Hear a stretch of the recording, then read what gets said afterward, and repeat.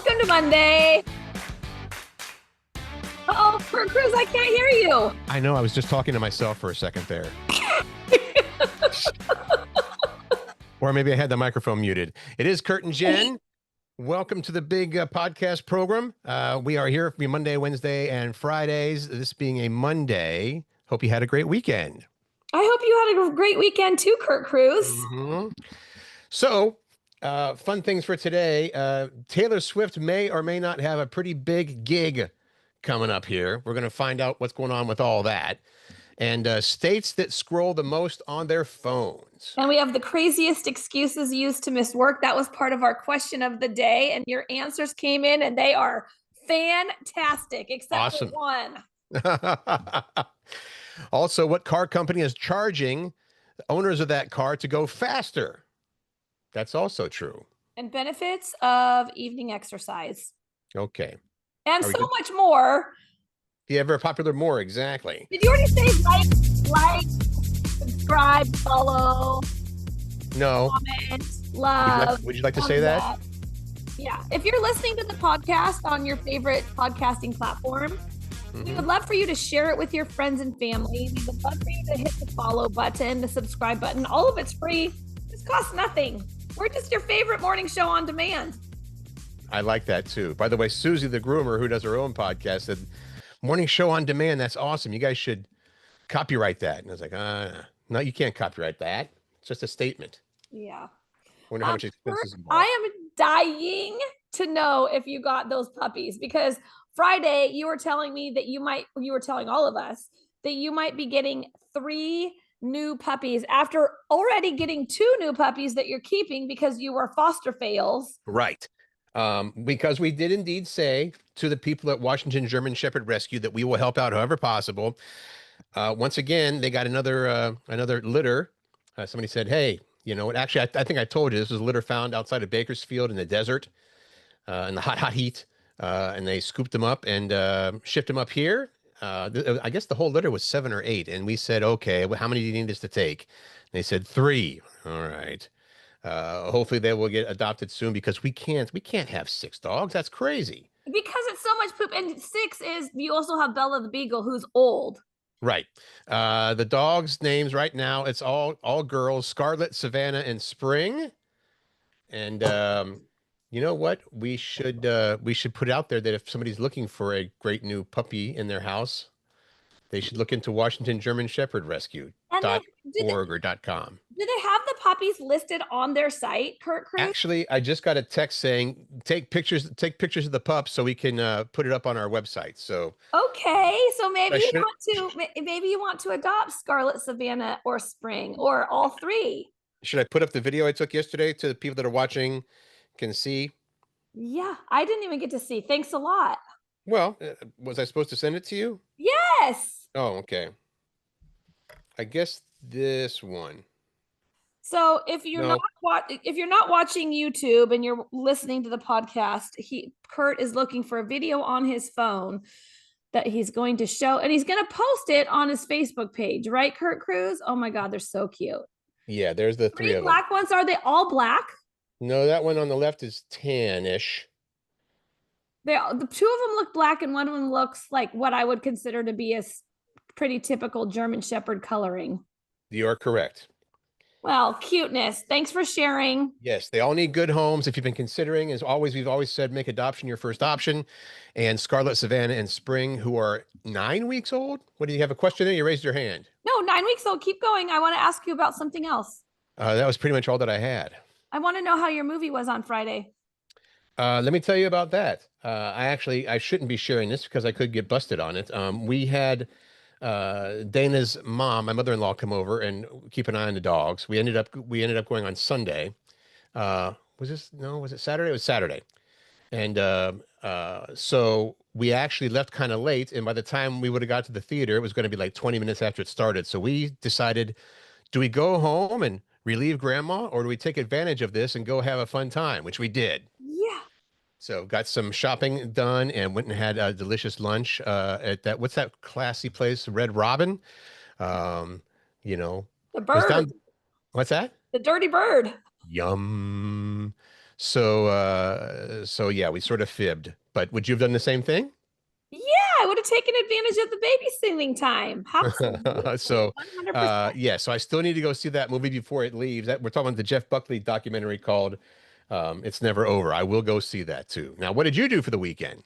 Well, I have to share this story because Jackie, Jackie, my roommate, she bakes Hmm. and she's a great baker. And we were celebrating our friend Corey's birthday on Right. Friday. So on Friday night. And so Friday, a good chunk of the day, Jackie made chocolate cake from scratch, 3-layer chocolate cake, homemade icing, the whole thing. I mean, I was so excited to eat it. I drive up because she's getting ready to pack up to go to the party, and I drive up and I walk over to her. I'm like, "What's going on?" And she's by the garbage can, and she's like, "You know that chocolate cake I made?" I said, Uh-oh. "Yeah." She's like, "Here it is in here in the garbage." What happened? She dropped it when she was putting it in her car. The container wasn't totally secured, the cake container. Right. Right. It totally fell out. I'm like, "Did you at least taste it?" And she's like, Oh man. "No." I'm like, "I would have feasted off not all of it hit the ground." Exactly. You would have been out there in your driveway with a fork. That's Admit it. right. That's too bad. I felt so bad for her. And then on Saturday, we had some friends come up and we went foraging in the property next to us. We had permission to go over there, by the way. And we were, and you know me, I'm not like the woodsy person. I'm not like going into the thick of things. And I'm like, well, everybody else is doing it, so I guess I will too. I would say we don't even take one step in. I'm not one step in, and we see 2 snakes. Awesome. No. So then that night I dreamt about snakes. Seriously, it was terrible. I'm pretty sure, at least in this part of the state, that there aren't any poisonous snakes. Well, they look like they could take one bite and eat me. Oh yeah. Moving on. That's exciting. I mean, yeah, it was fun. Okay, we can move on then. Everybody's heard about the bird. Oh, well, a bird, bird, bird. Bird is a word. Oh, well, a bird, bird, bird. The bird is a word. Oh, well, a bird, bird, bird. That's a good one, Curt. Thanks. Yesterday in Seattle, unveiled a bronze statue honoring Sue Bird from the Seattle Storm at Climate Pledge Arena. This makes her the first WNBA player to have a statue dedicated to her, and it stands near the statue of Lenny Wilkens from the Seattle Supersonics, as well as other Seattle basketball icons. I love that so much. That is awesome. Yes. And then all the talk these days is about Caitlin Clark, on the Indiana Fever, the great basketball, but Yeah. Sue Bird was forging her own, destiny, and what a great basketball player and person. She's a really good person as well. Seriously, yeah, love her. Now she has her own statue. We neglected on Friday to mention that the Seahawks had a preseason game on Friday night versus the Kansas City Chiefs. Did they win? The Seahawks won. Whoop, whoop. Yeah, actually a pretty sizable win, 33-16. And our newest, bestest quarterback, Sam Darnold, actually got to play this time. I think in the first preseason game, I don't know that he played at all. Oh. Well, you gotta be. There have been examples of people like getting seriously injured in preseason games, and then they're done for the rest of the season. Well, who is he? Is he our main quarterback for the year? Yeah, He is. Okay. Mhm. All right. So Well, the Seahawks play on Saturday, another preseason game, right? That's another preseason game, Saturday, 1:00, Green Bay. I'm pretty I sure. think that is the last preseason game. Then you get into actual season games that count. Okay. Which it's okay though. Yeah, we're ready. I We're ready shouldn't say for it doesn't. It doesn't count. That's not really nice, but all right.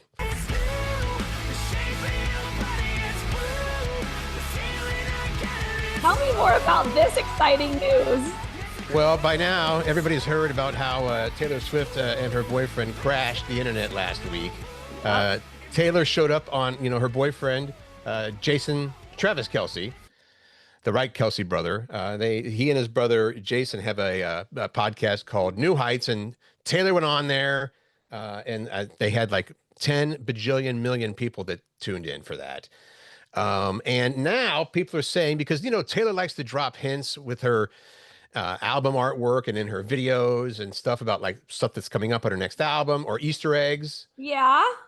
And so there, people are putting some things together based on what Taylor said on that podcast, and they have determined that she's going to play the Super Bowl halftime show this year. Why? How? What?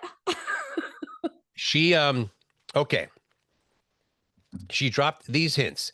Here's why Swifties who analyze these things in great detail suspect that Taylor Swift might be the Super Bowl halftime show at the end of the season. One, this is going to be Super Bowl 60, and it's going to be played at Levi's Stadium, and it's home of the San Francisco 49ers. Their mascot is Sourdough Sam, okay? Well, but Taylor she talked about sourdough because she loves making sourdough bread. It's her new obsession. It's what she talks about all the time. Right. And What she talked actually about said it a lot on the show. What she actually said was that sourdough has taken over her life, and that's what she talks about 60% of the time. All right, there you go. Okay. When Taylor says she thinks about sourdough 60% of the time, it could be a nod to it being Super Bowl 60. Another clue. Shut up. I love this. At the beginning of the New Heights episode, Taylor thanks Jason, the brother of her boyfriend. She said, thanks to Jason for, quote, screaming for like 47 seconds. Well, Taylor's 47th stop on the Eras tour was at Levi's Stadium. Is that too much of a reach? So wait a second. So the Super Bowl is going to be played in San Francisco? Yes. Okay, no, she does this stuff on purpose. She talked about Easter eggs. And she talked about how she only throws Easter eggs out for her music, not her personal life. Right. So it wraps up by saying, whether Taylor is performing or not, these Easter eggs seem to be pretty convincing. Last year, Kendrick Lamar was announced in September, which was 5 months before. So there should be an announcement coming up here before too long. Of course, at this point, it's all speculation. But you like to speculate. Has she ever performed at a Super Bowl halftime show? No, I don't think so. No, I don't think so either. Ooh, I like it a lot. I like it a lot.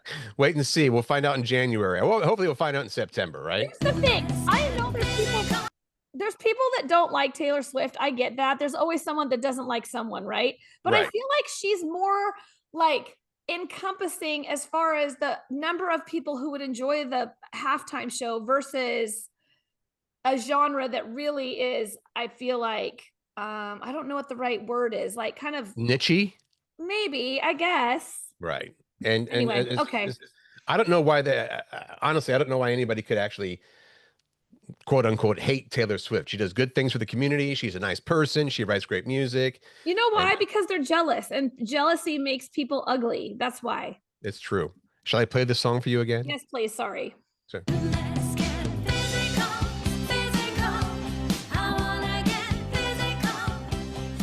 All right, what's going on with this? Olivia Newton-John's version? We're going to get shut down.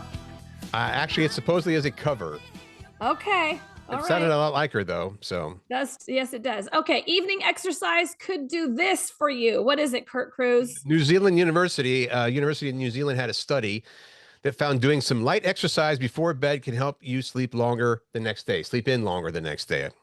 And this sounds like a lot to me. I'll be honest with you. All you have to do is pick some simple moves like chair squats, calf raises, a standing knee lifts, things like that, and do them every 30 minutes for 4 hours before you go to bed. What? So if you're going to bed at 10, you do that at 6, 6:30, 7, 7:30, 8, 8:30, 9, 9:30.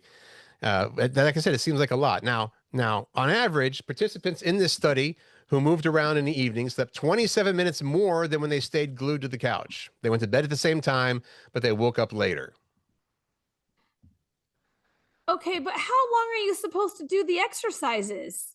Let's see. You're probably thinking, you want me to exercise 8 times before bed, but each mini set should only last 3 minutes. 24 minutes total, but you have to prepare a lot for that. It's like if you are, you set an alarm for every 30 minutes so you know to get up and do some. Yeah. You're going to have to set an alarm because you're certainly not going to remember. It says you should avoid heavy exercises before bed because it can raise your body temperature and heart rate. So keep it light. And the best part is you don't need a gym, as they discussed. You can do most of these exercises right in your living room as you're watching your favorite show. So are they saying that you shouldn't have sex before you go to bed because it might be considered heavy exercise? It doesn't say anything about that in here, so I don't know. Okay. What is that? Is that a form of exercise that you do 8 times before you go to bed? No, not 8 times, but they say if you're supposed to avoid heavy exercising before, like going to the gym before going to bed, because it's going to interrupt your sleep or not let you get to sleep right away or whatever they're saying here. You can respond to these people at the University of Otago in New Zealand. Maybe I will. Give them a question for them. All right.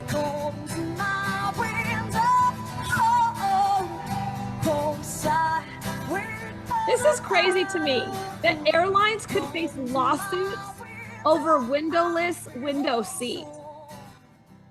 The deal is, yeah, you know, when you reserve your flight, you get the option of an aisle or a middle or a window seat. Right.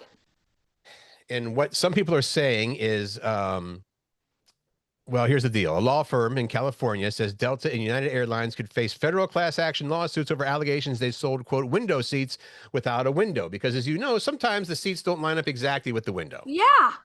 Right? I totally know. There's a few seats that maybe the window's a little bit in front of you or a little bit behind you. And so the airlines say, well, you know what? We just use aisle and window generally to describe where the seat is positioned. I guess they could call it aisle, middle, and wall. I don't know. Yeah, I guess. Wall.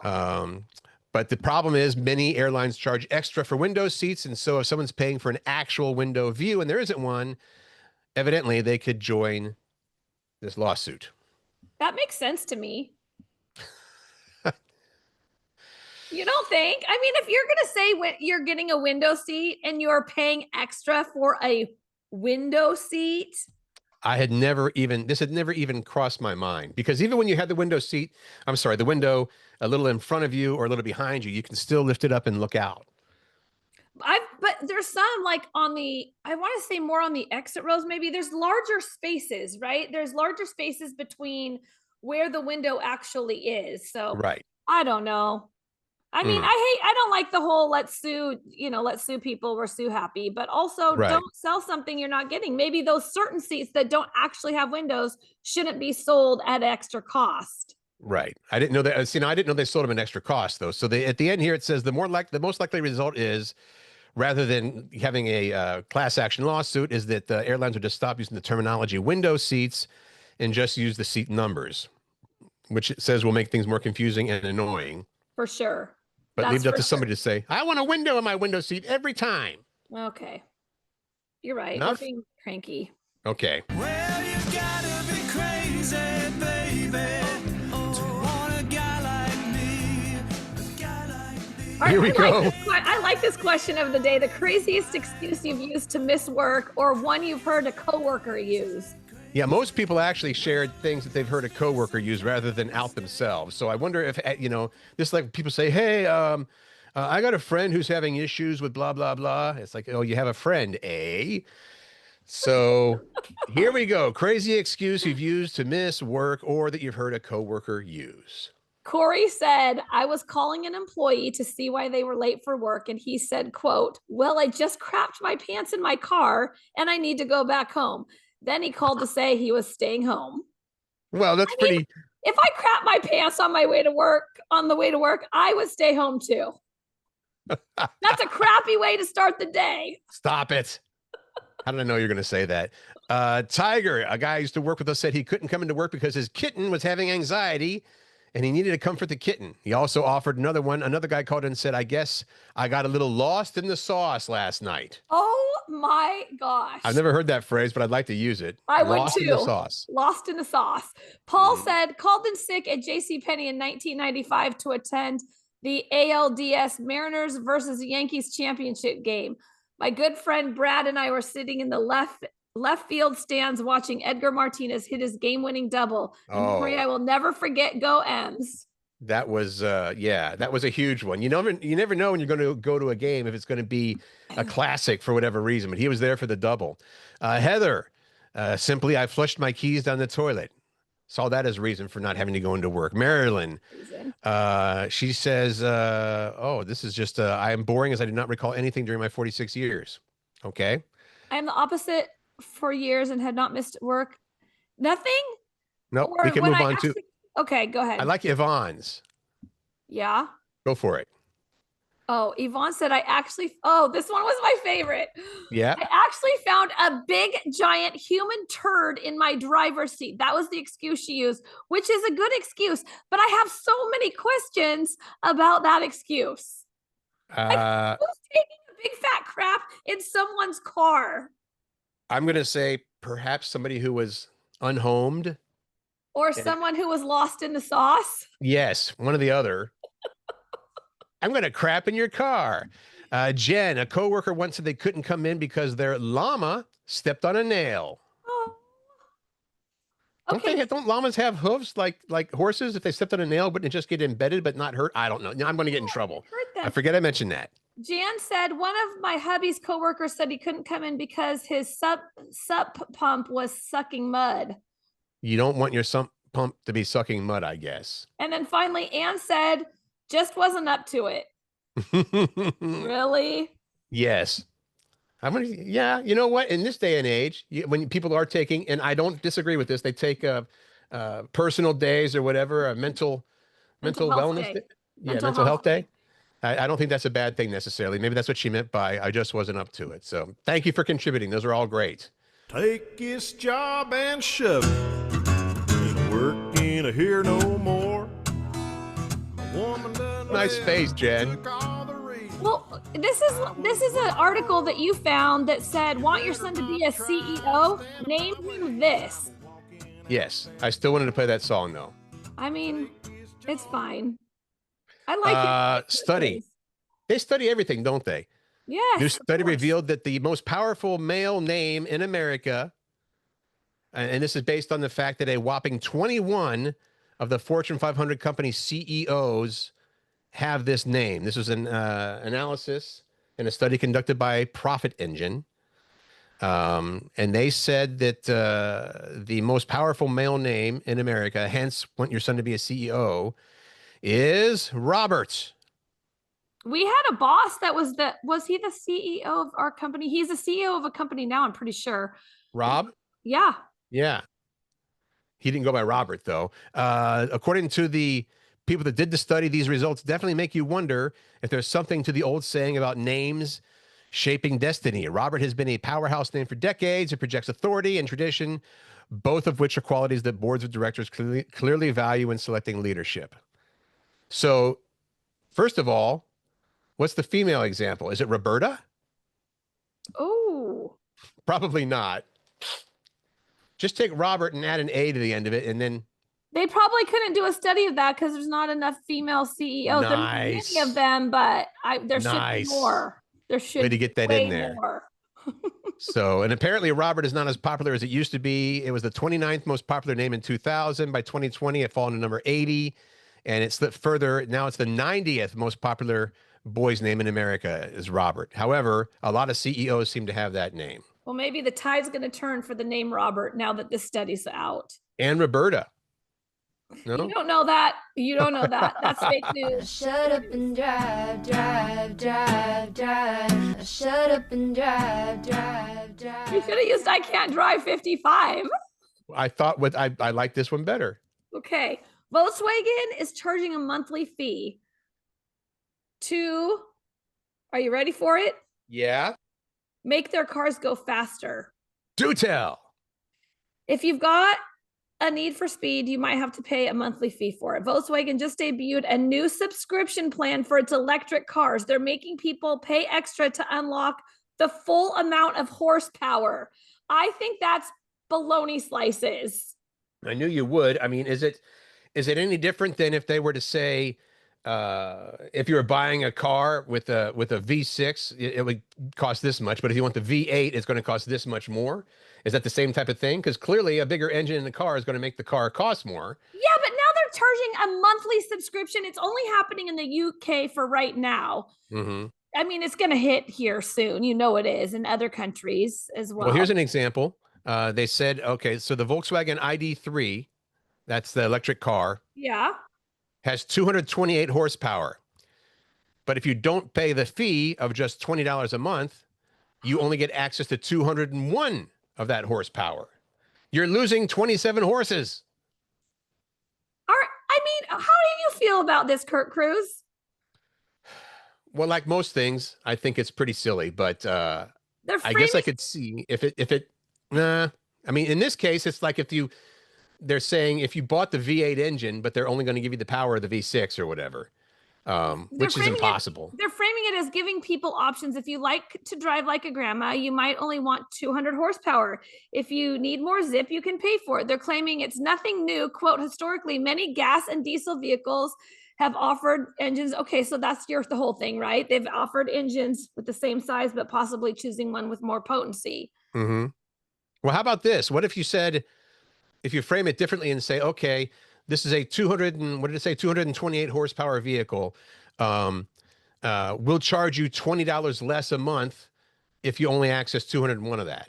Is that a better way to do it? If you decide I'm okay with less power, if it'll save me $20 a month. Of course, they would never do that. But you're never going to pay it off. If you keep that car forever and you want the full power of it, you have to pay what?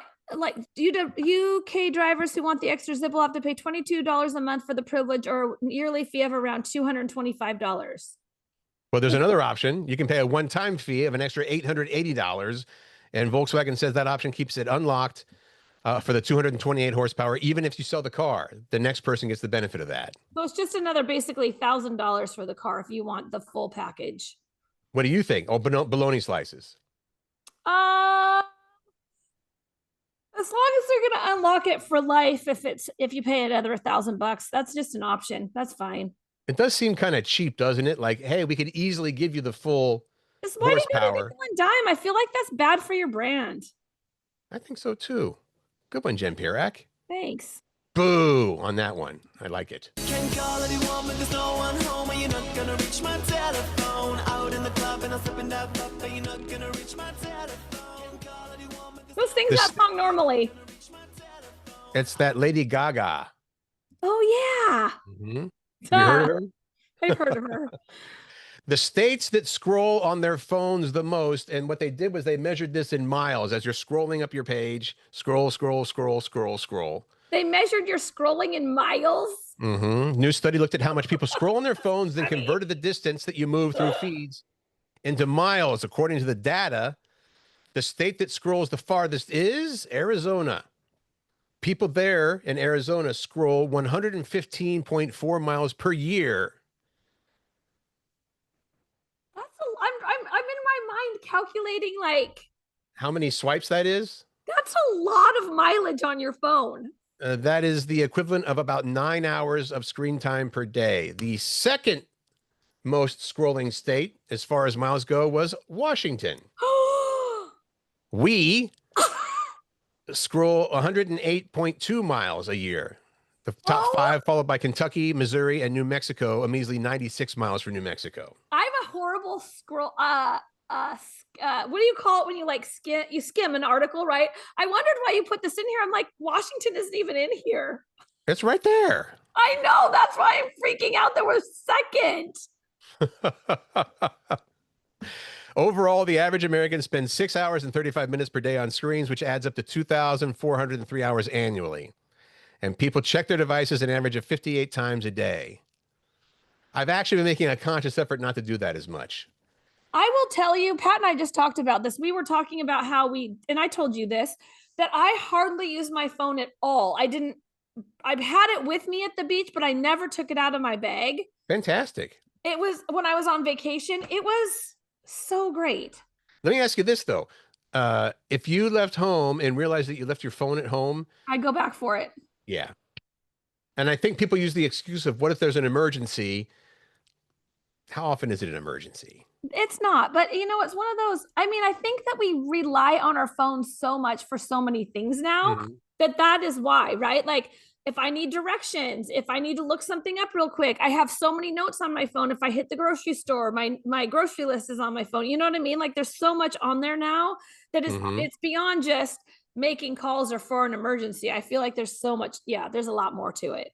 Awesome. All right. Money, get away. I want to know about this, Curt. What's the deal? Well, this won't affect me or you, I don't think. I'm a Verizon customer. Yes, I actually was on AT&T many years ago. Do you remember when the iPhone first came out? You had to have it on AT&T. That was the deal. I don't remember that. Yep, it was like that was like an exclusive thing for a while. So, millions of AT&T customers. Maybe this will affect some of our listeners who certainly want to adopt a little German Shepherd puppy, right? Right. Millions of AT&T customers can file claims worth up to $7,500 in cash payments as part of a $177 million settlement related to data breaches in 2024. So AT&T, here we go. March 30th, 2024, AT&T announced it was investigating a data leak that had occurred roughly 2 weeks prior. The breach had affected data until 2019, including social security numbers, and the information of 73 million former and current customers was found in a data set on the dark web. Dun, dun, dun. Oh my. Mhm. So I can't become an AT&T customer and get some money for it. Probably I not. already Nice have to be try. one. Nice try. Oh 4 my- years later, the company blamed an illegal download on a third-party cloud platform that it learned about in April for a separate breach. So this leak included telephone numbers of nearly all of AT&T cell customers and customers that used the AT&T network between May 1st and October 31st of 2022. Okay, your deadline, if you're an AT&T customer, your deadline to submit a claim is November 18th. Mm-hmm. And the final approval hearing for the settlement is December 3rd, according to the settlement website. Right. This was, let me see, there's 149 million in cash for the first breach, 28 million payout for the second breach. Altogether, that means that how does somebody get $7,500 in a cash payment? I mean, I don't usually know, when but this, I would like that very, very much. right. I've had the thing sent to me, there's a class action lawsuit against so-and-so, okay.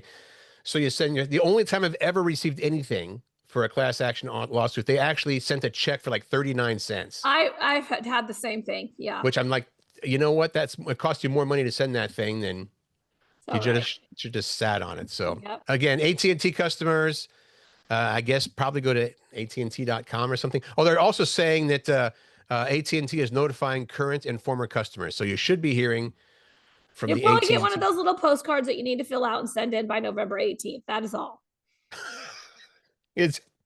Fill it out, make your claim, get your money. I was trying to find something fun to play for this last song. I don't think I have anything.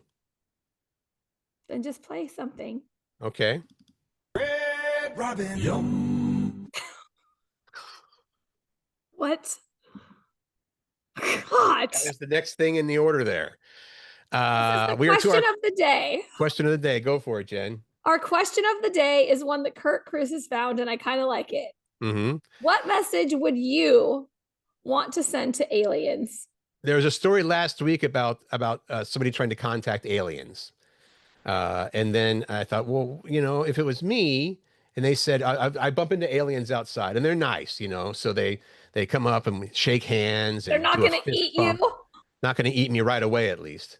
They'd lull you into a false sense of security and then they eat you. So what message would you want to send to aliens? I have a few ideas. I don't want to share them though, because I don't want to take other people's ideas. Okay. What message would you want to send to aliens? That's it. That's our question. Okay. We'll post it on our Facebook page, Curt and Jen in the morning, and I'll put it on the Jen Pirak Facebook page, and I'll try to encourage Curt Cruz to put it on his personal page. Lots of options to answer that question. Oh yes. Also adopt puppies. Yes, adopt puppies. Only if you're prepared. I don't want people to say, okay, we'll take them if they don't, you got to really be dedicated to raising these dogs. But we will be back with a new episode on Wednesday. New episodes every Monday, Wednesday, and Friday. Until then, make good choices, find joy, spread kindness, and laugh, because it's good for the soul. Have a good one. Thanks for joining us.